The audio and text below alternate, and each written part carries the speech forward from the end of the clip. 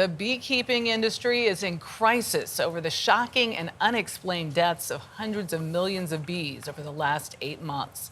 It could impact all of us, as bees, called the backbone of agriculture, are responsible for pollinating more than a third of the nation's crops, and current losses are unsustainable.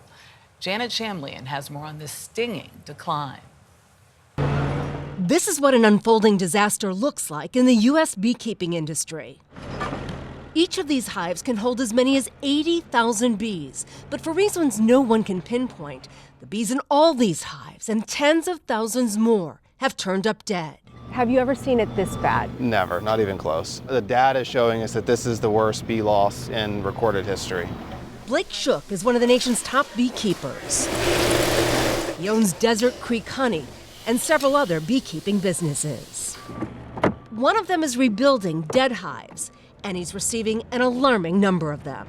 Where are they from? Yeah, these are from North Dakota that we're looking at right here. Over there we've got Florida, back here we've got Georgia, I've got California over in that corner. Bees play a critical role in U.S. food production.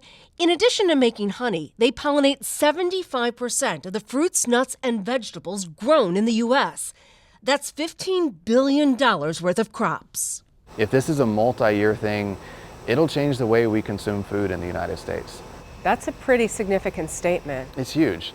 It's huge. I mean, if we lose 80% of our bees every year, the industry cannot survive, which means we cannot pollinate at the scale that we need to produce food in the United States. So what's causing the deaths, and why now?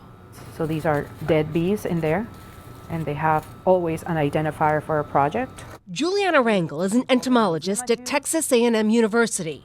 She showed us the lab where they've been studying the bees. One potential explanation is that over the last few years, we've seen some locations across the U.S. that have had lower forage available for bees.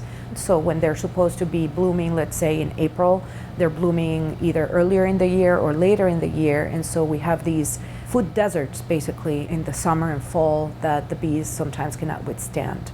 Back at Shook's bee farm, Here we go with the hood. we suited up for a look at his commercial operation. Okay, you ready? Yep. All right, the first thing we do is smoke the entrance, and that calms the bees down. This is what a healthy hive looks like. And then in the center here, this is where the baby bees are raised. These just returned from California, where the bees were used to pollinate almonds. Why are honeybees so essential to pollinating the almond crops? With honeybees, almonds produce 2,000 to 3,000 pounds per acre. Without bees, they produce 200 pounds per acre. So there is no almond crop without honeybees. Beekeeping groups say the losses may put as many as 25% of commercial operations out of business by year's end, with wide-reaching impact. I got a call from a friend who has 20,000 beehives at the start of winter, and he's at less than 1,000. And he said, this is it, I'm done. And I've had far too many of those calls in the past weeks. It's not just a beekeeper issue, this is a national food security issue. An industry reeling amid a troubling trend.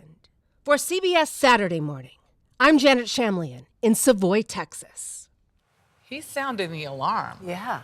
It's just unbelievable that this is taking place. Well, and as you said, this is not just one thing. It is the entire food industry that ends up being affected by it. So wake up. Figure out the solution to a problem.